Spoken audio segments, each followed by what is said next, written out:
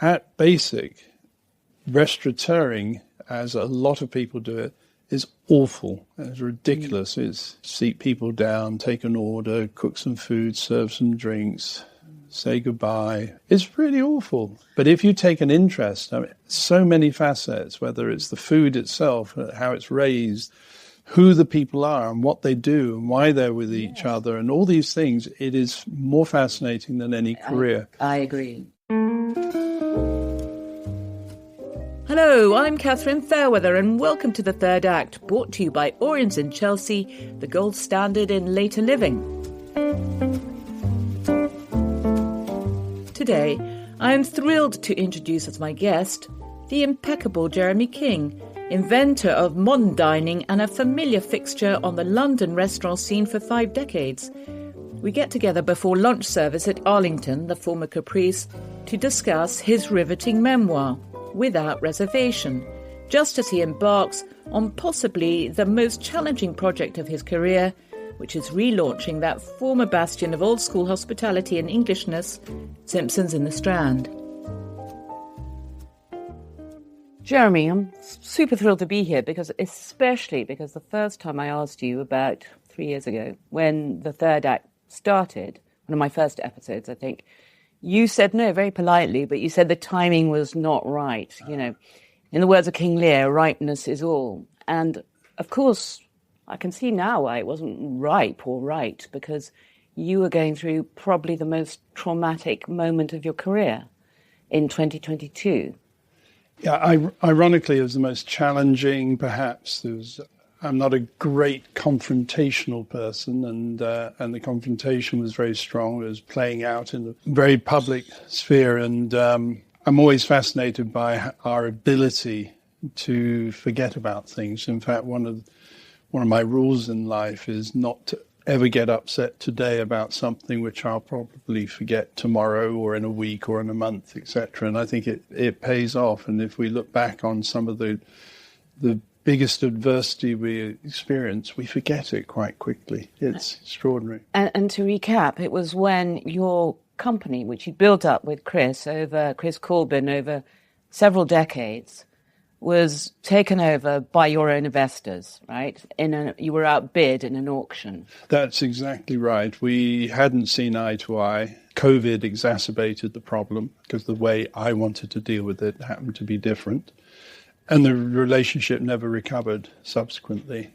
And I don't particularly blame them. I think the lesson, and I'm a big fan of learning lessons out of these situations, is that if you're going to go into business with somebody, you need to really, really ascertain whether there's any chance it will work. And I had told them when we first got involved, and I was being challenged why I was being so demanding in the contract. I said, because I don't want there to be any misunderstanding. I need to realize that I'm not going to open Woolsey's across Asia or anything like that. I'm not going to roll out Colbert's across London. And that was all tacitly understood and even vocally understood, and yet that was what I was asked to do fairly quickly. And then with COVID, where people behaved in different ways, I'm a fairly calm person. We came through. And I tried to buy the company back. That failed. And what I wanted to do, taking the company forward, was at odds with their plans.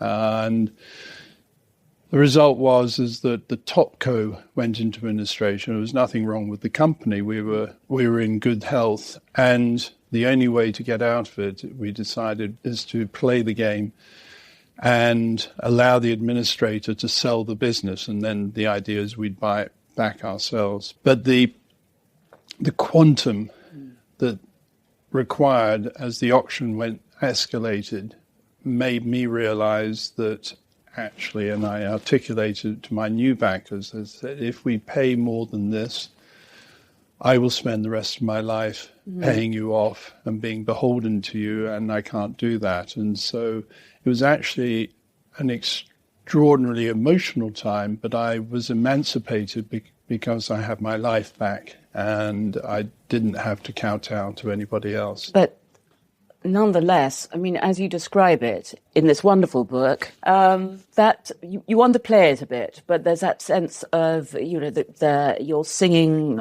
Peter Grimes, you're saying goodbye to one of your dear members of staff. Yes. And you know that the impending auction has been delayed. And you're in your office at 2 and then 3 and then 4 a.m. and then it happens, and then you're booted out onto the street. Your phone is taken away from you, your iPad, everything goes. What a trauma, I would have thought. And you underplay it, and then your delightful children come and scoop you up. Yes, well, thank you. I mean, taking that all on, it was extraordinary, and right down to grabbing a couple of hours sleep in between writing, because I'd sent out an email early morning, and of course, in the East, everybody was already up, and in the West, in LA, etc., people hadn't gone to bed, so there was a lot of correspondence. Quickly dashed off replies that I could, grabbed a couple of hours sleep, went into the restaurant, greeted by staff crying, the early people, until I got to the kitchen, and the chef came up to me and said, "Oh, I saw your email today." Oh, we were almost worried at first, but very clever, very funny. And I think, what? And then realized it was April the 1st, and everybody thought it was an April Fool's joke, that because and they couldn't see the look on your face. No, and then they realized. But it was wonderful because of the children, and they had a challenging day because their mother was getting married the next day, and they were juggling, looking after me. We had lunch on the Saturday before they went off to the wedding. It was brilliant. It was a transformation. It's what we all wish for in life, is that our children actually get there and they become our parents. Yes, I love the way you said that. You said it was it was one of those really momentous moments where you realize you're passing the baton in a way. Yeah. And one of life's really important transitions where they suddenly come into their own. Yes. And they're looking after their dad. Yes. I thought that was so beautiful. In fact, I thought, God, somebody's going to make this into a film, because it was the dynamic of that whole scene and your life, that sort of a complete shift of the story changes. So, well, it doesn't in effect, because your third act, here we are in Arlington, that was Caprice, the backdrop for so many of my ups and downs and heartbreaks and makeups and all the rest, and so many other people. So you're back with a vengeance. Why? Well, I felt there's no option, and I wasn't, for various reasons, including the experience with different investors. I'd had a period with private equity who really drained me financially. There was no option about retiring. You didn't want to? No, I wasn't really in a position to, but it didn't appeal. I wanted to remain occupied, and hopefully we'll get the balance out of it. But I'm fascinated by how we all adapt to situations, and the gift of humanity is resilience. The moment we allow that to subside, we're definitely in trouble. That's when we should retire. But whilst people would be saying, "Oh, you're very brave doing it," I said, no, bravery's got nothing to do with wanting to do something and feeling there's no alternative.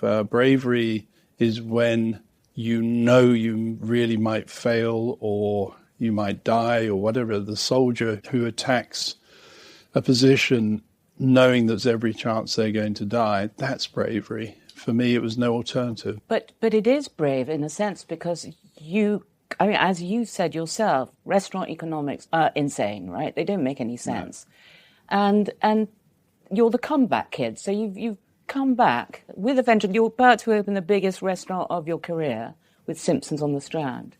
I mean, I was only reading in the paper yesterday when you were quoted about how more restaurants are closing in London than probably at any time since, I don't know, 50s or whatever. No, there weren't any restaurants in the 50s, or very few. But anyway, it's a bad time. But we adapt.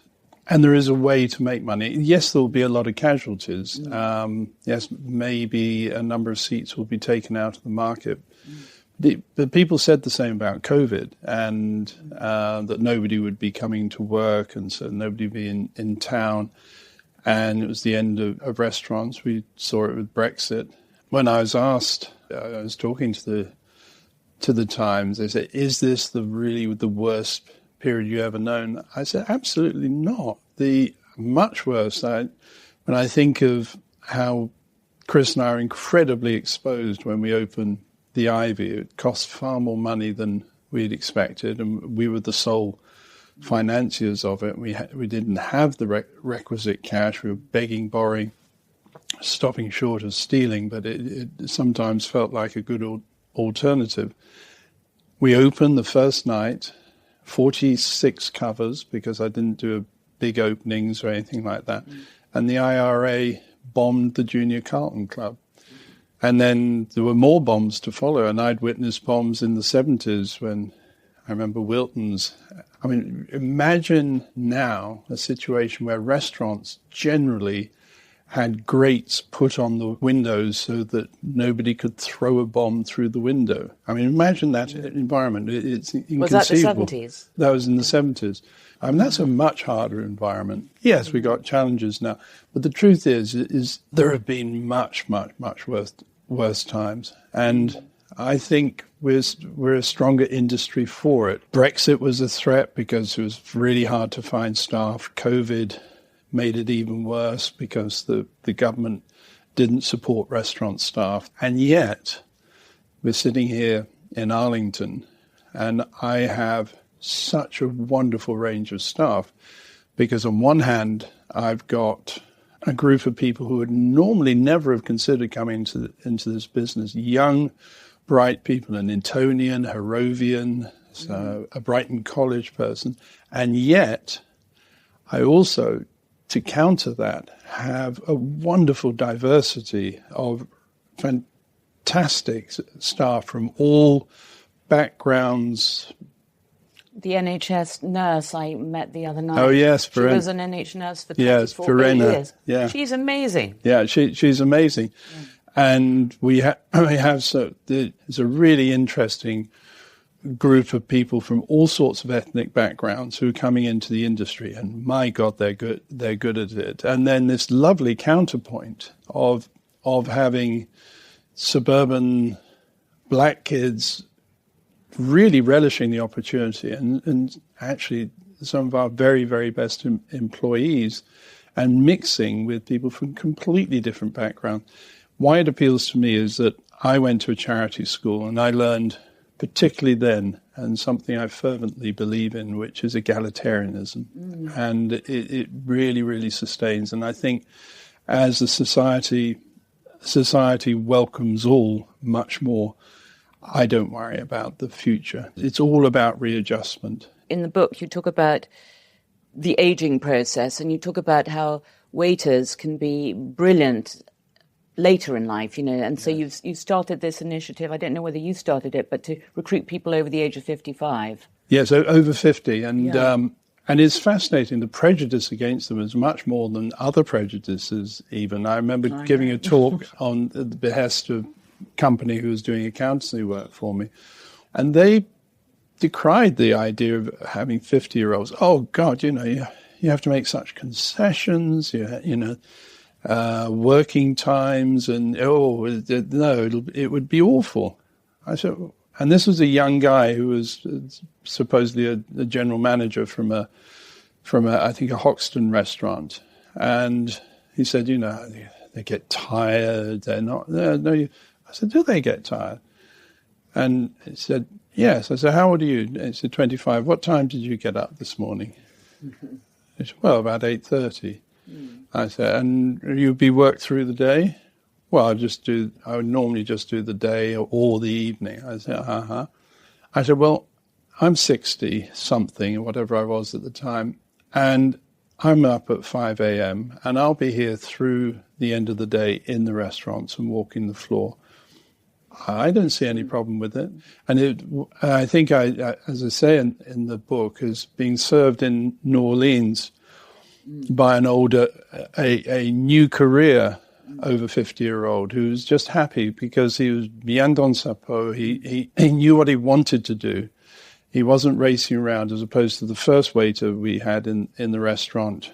Kind of wanted to make sure we knew that this wasn't really their job, that they were going to be a singer. They were above it. Yeah, they were above it. And so it went on. And then in New York, in a Steven Starr restaurant, where the guy behind the bar was wonderful. I walked in, he looked at me, he said, "You look like a Belvedere straight up with a twist kind of guy." And he was absolutely right. And I started talking to him.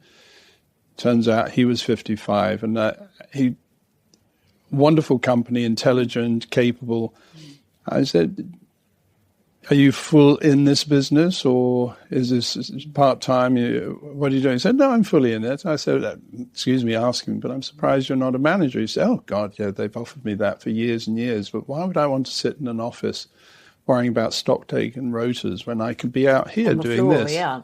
And it's a whole thing in life generally, is that, and something I do talk about a lot, is people do so much what they feel they should, what the peer pressure is, and so on, and don't actually do the things in life that they really want to do.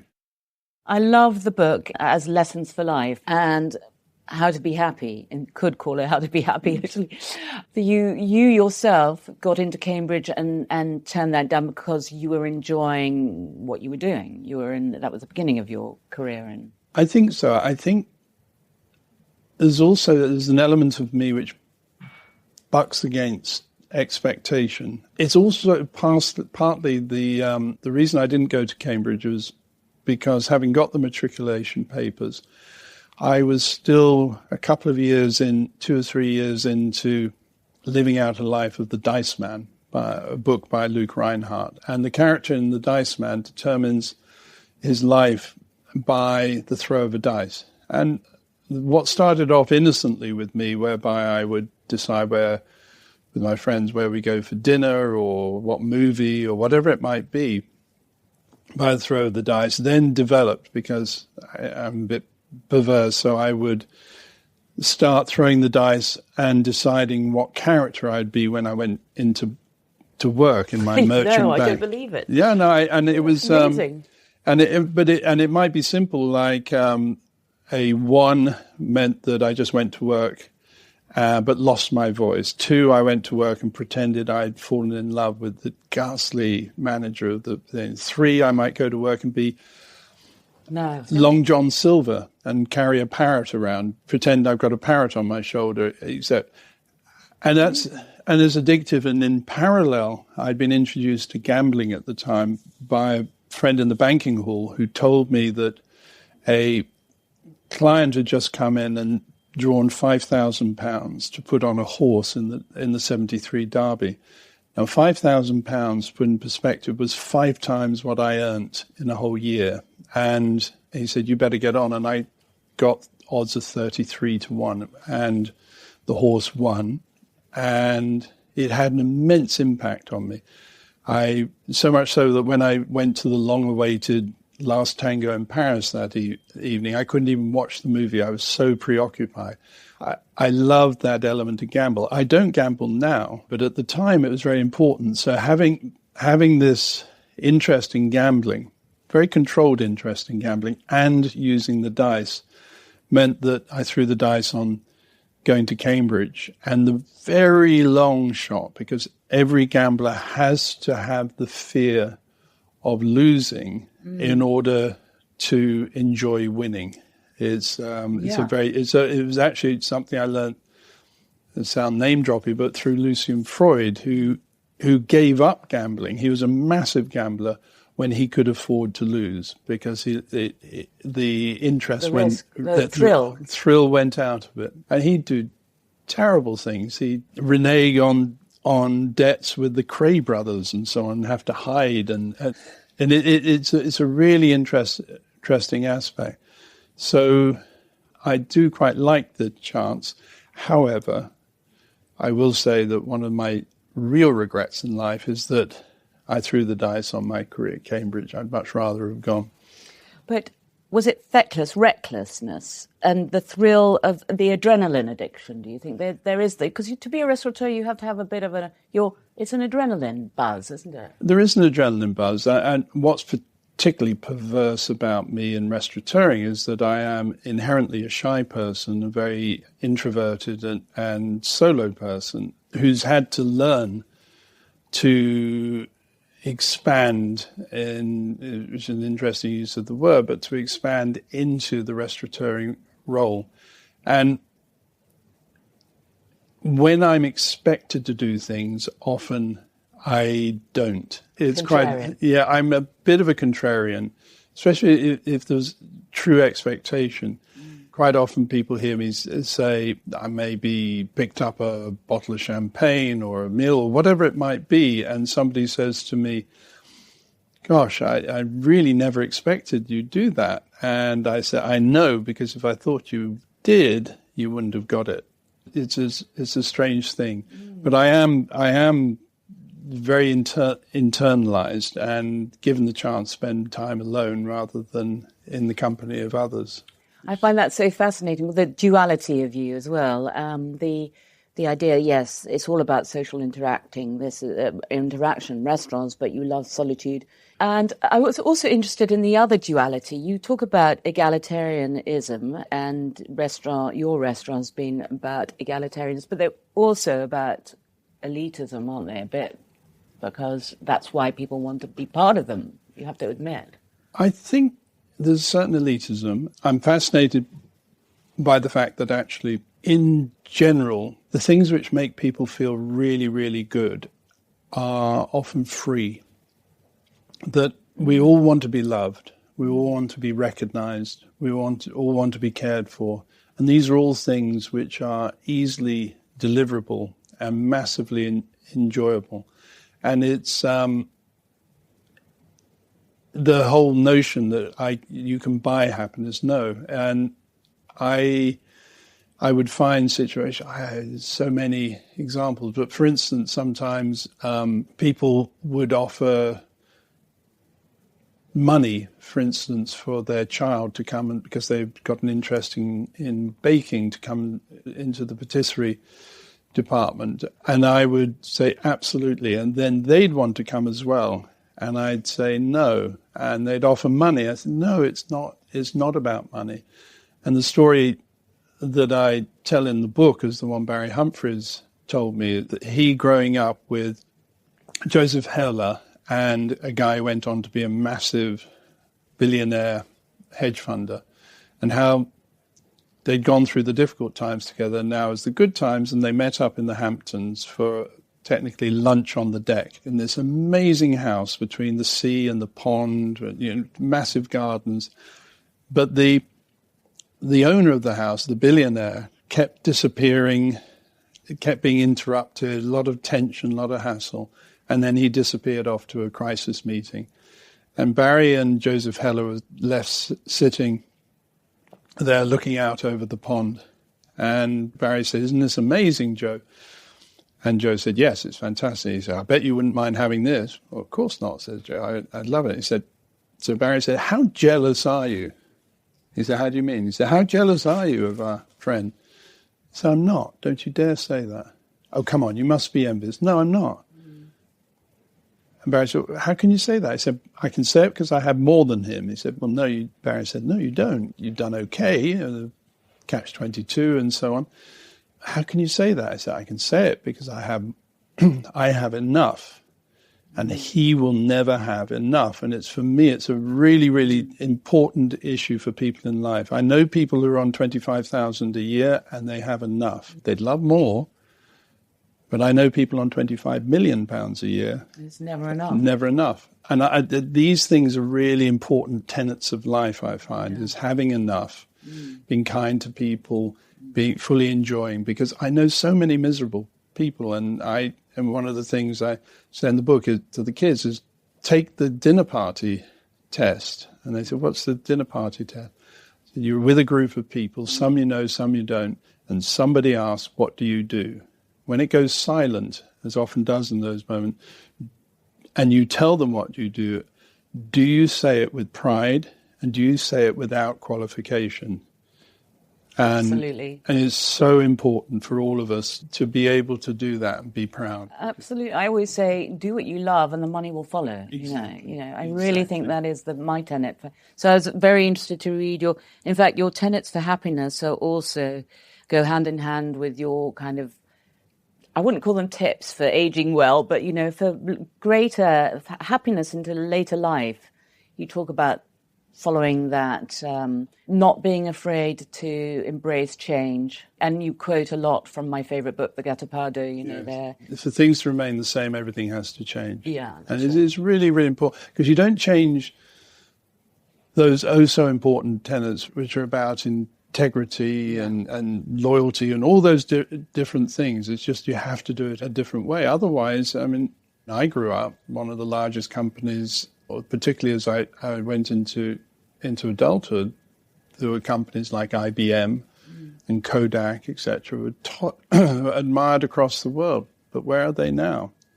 Because they didn't change. They rested on their laurels. You were saying that also that everybody basically wants the same thing. Everyone wants a bit of attention and to be loved and to feel special. And to be heard. And to be heard, to be seen and heard.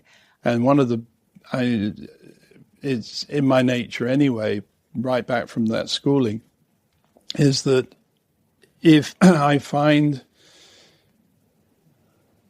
any way I can to encourage people to feel special and to avoid what has been, of course, a class structure in Britain. And there was a class structure in restaurants where restaurants were either upper-class restaurants, middle-class restaurants, lower class, and everybody had to know their place. And it's been a fundamental British thing, is people knowing their place. And, of course, there's lots of ways of people get put in their place by the way people speak. We all know the knives and forks and serviettes and toilets and napkins and so on. And I talk in the book about dress code. I hate dress code because 95% of serious problems I've had in restaurants has involved oiks wearing suits and ties. So where does that get you, the dress code?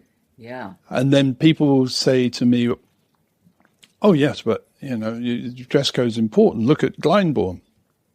Well, that's the point. Glyndebourne does not have a dress code. And this is the proper way life should be, is at Glyndebourne, it's optional to wear black tie, but people do. And that's when it's much more interesting. And people complain that the Opera House, nobody dresses up. I said, wait, there'll come a point, people will start dressing up more to go to the Opera House, and people think, oh, that's rather nice, special occasion, we'll dress up, and suddenly you'll see a movement. Yes, I remember the days when I worked at the Savoy with Angelo Maresca. Oh gosh, yeah. And at the Savoy Grill, and who was it? Marcel Marceau, the mime artist, came in, and he wasn't wearing a tie, and they said, you can't come in, you've got to wear a tie. And he did such a brilliant sort of imitation of somebody putting a tie on. Oh, that was wonderful. Angelo Maresca let him in.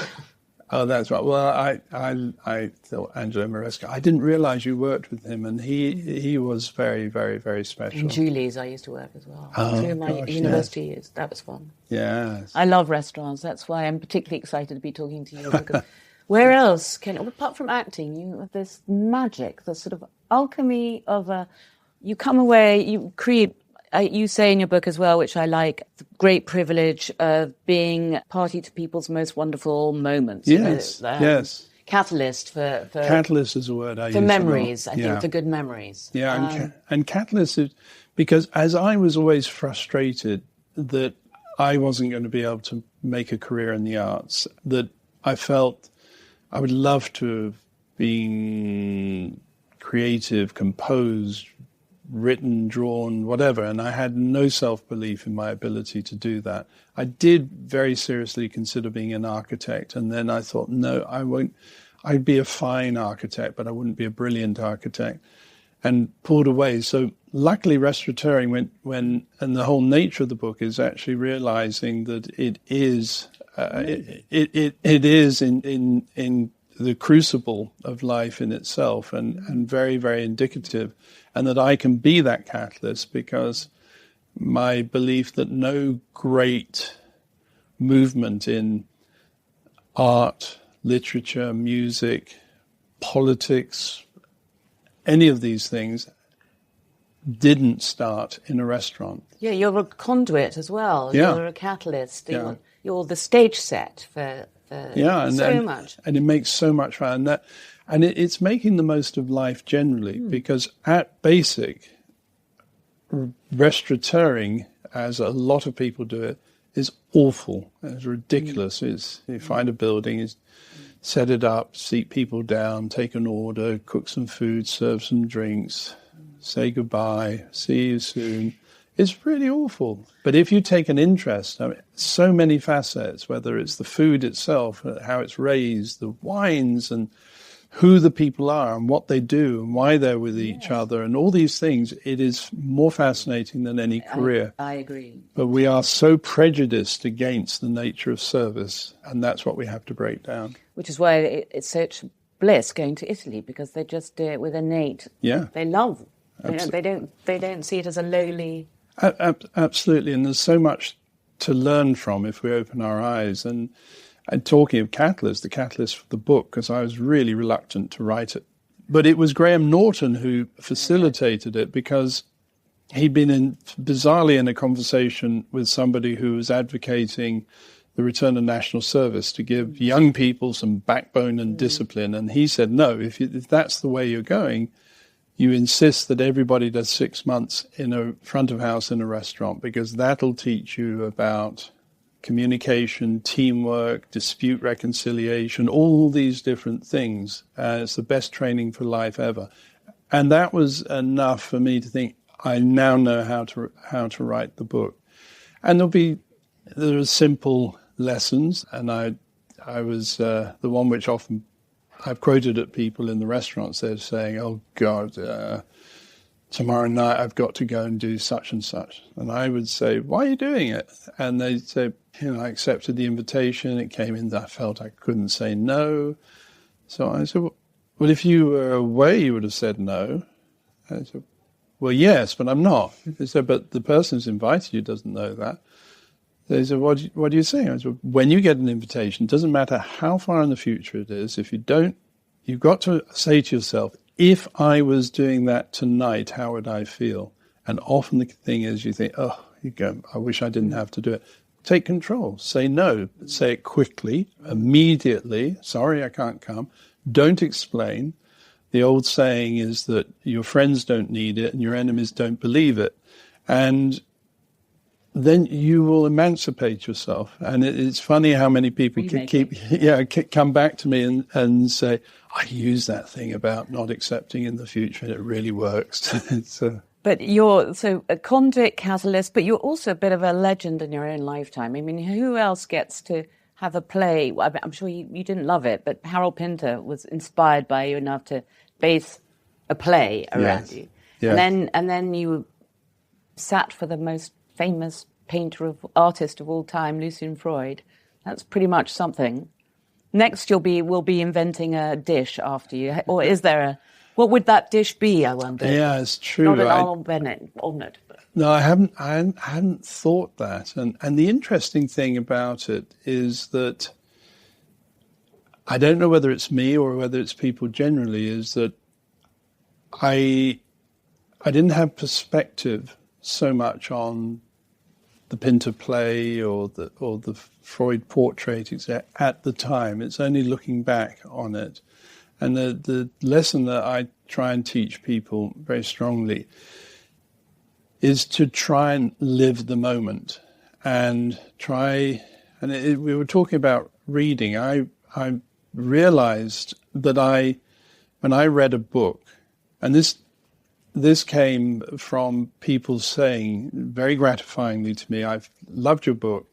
I didn't want it to end. And I started to think, that's such a big compliment. And the truth is, whenever I read a book, pretty much I want it to end. I'm a narrative person, so I want to know what happens. I want to know what happens. I want it to be completed. And actually then that's why I'm listening to books now more, because I'm forced to listen to the prose much more and forced to see what that person was generating. And I used to be so much in awe of writers. I still am, of great writers.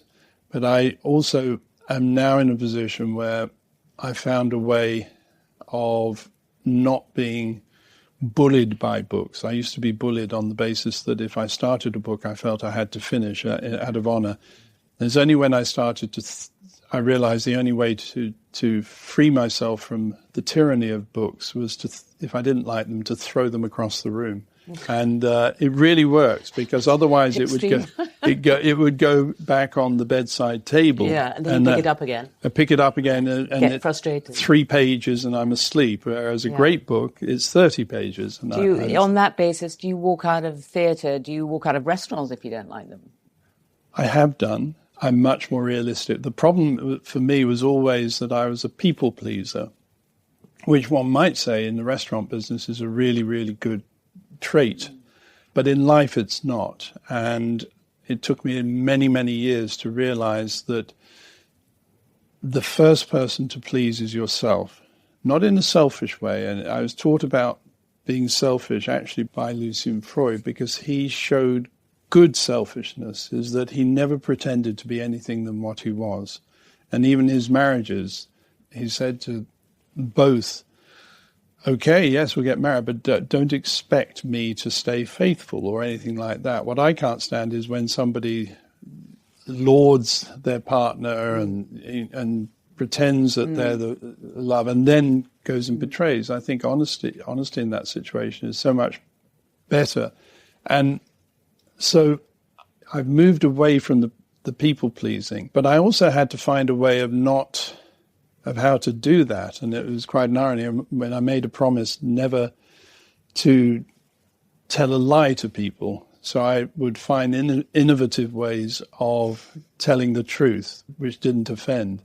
And being British helps because, of course, the British, in a funny way, the more we love each other, the more rude we are to each other. Absolutely. So you can be rude to somebody and they think, oh, they like me, whereas in fact we might detest. But well, I'm glad you stopped saying no to me and have said yes to this this podcast. It's been such an incredible pleasure speaking to you, Jeremy. Thank you.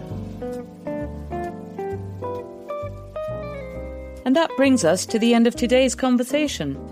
If you've enjoyed it, do explore more episodes of The Third Act, either in your favourite podcast app or by searching for The Third Act podcast on Google.